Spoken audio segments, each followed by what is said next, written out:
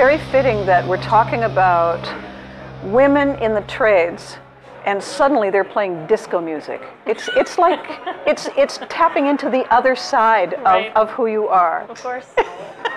So tell me, why Journeyman? What made you decide that this was a career path for you? Well, I work for Canada's building trades unions. Okay. We represent 14 construction unions nationally across the country. Okay. And I was looking for something a little bit more fulfilling and satisfying in my own work. I am the workforce development coordinator, and there's going to be a shortage of labor, construction labor, in the next 10 years.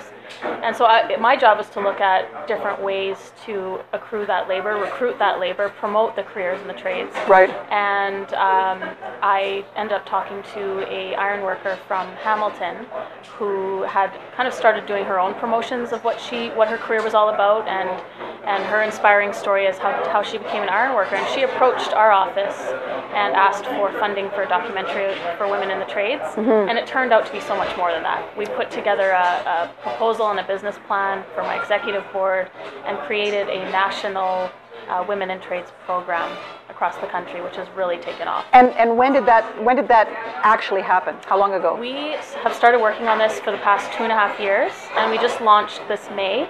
Oh! So we have a team of women across the country, right. Different trades, all walks of life, all different stories, and they represent what they do. They share their inspiring stories, their mentors, role models. They go to high schools, career fairs, trade shows, you name it, and just get the word out there and create some public awareness around these careers.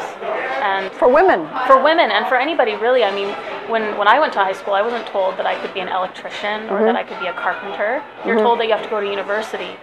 You're never really shown, it's culturally, it's not accepted for a woman to go in the trades. It's an interesting coincidence. Our host, David Smith, whose fabulous new restaurant this is, yes. He was very instrumental in finding the funding for the tech high school that was losing its funding. And he understood that really a lot of kids who would excel in the trades aren't interested in book learning.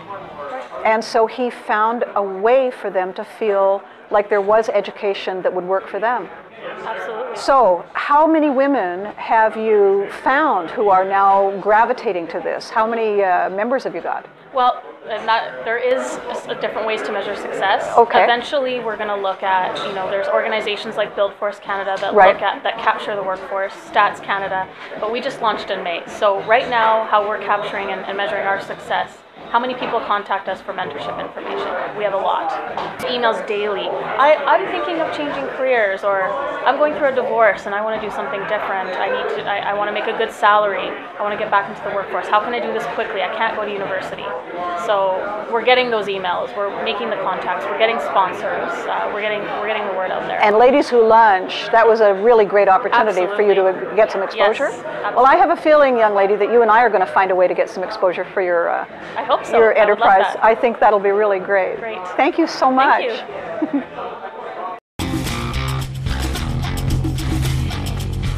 There was an event taking place at Ladies Who Lunch that I caught a glimpse of, and I wasn't able to actually see in action.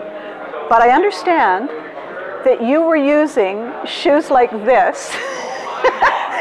And what were you doing with them? I was hammering nails in a 2x4 actually. That's what I was doing. So I was thinking about that today, and I thought, what am I going to wear? Oh wait, just in case anybody had a loose nail somewhere, I better wear a very practical pair of shoes. Well, that's why I wear mine all the time. So you have been with Journeyman for, how long is it now? I've been with Journeyman for about 2 years now. But the start wasn't to actually work in the trade. They actually hired you to be a face, didn't they? Yeah, it was, we didn't want to have women who weren't part of the trades. We want to have realistic pictures. Right. Women in the trades, so they contacted my union to have somebody in the area that could come and take the photo shoot. So they called me and I said, obviously I'll go. Oh yes. So I went, and then when I heard about their vision and what they wanted to do, I was, where can I sign up? I want to do this. And then ever since I've been part with them. Of course, of course.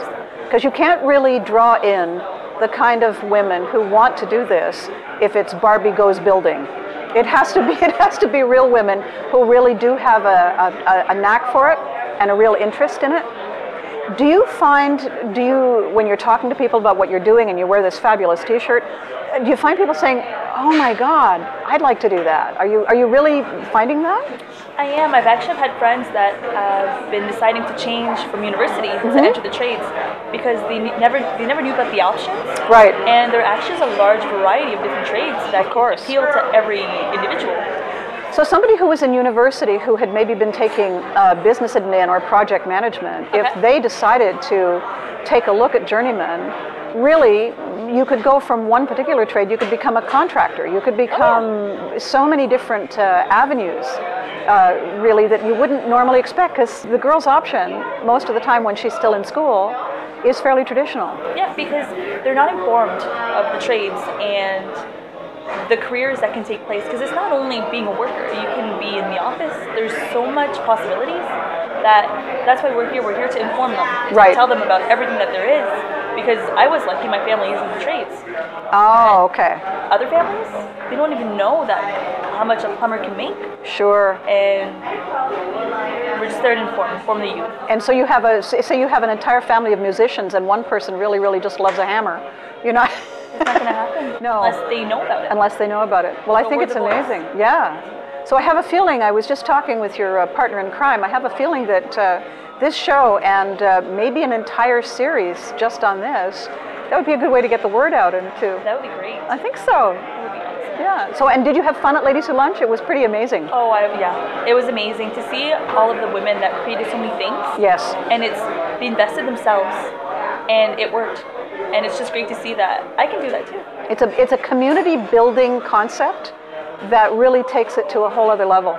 Well, it was amazing to meet all of you, because we came just to see part of the event and find some incredibly interesting women to talk to. And the next thing I knew, I'm talking to people who are doing things I never even imagined. So it was great. I'm glad you came back. I'm glad we got to do a follow-up. And I have a feeling we're going to be doing more of this. I hope so. Excellent. Thanks.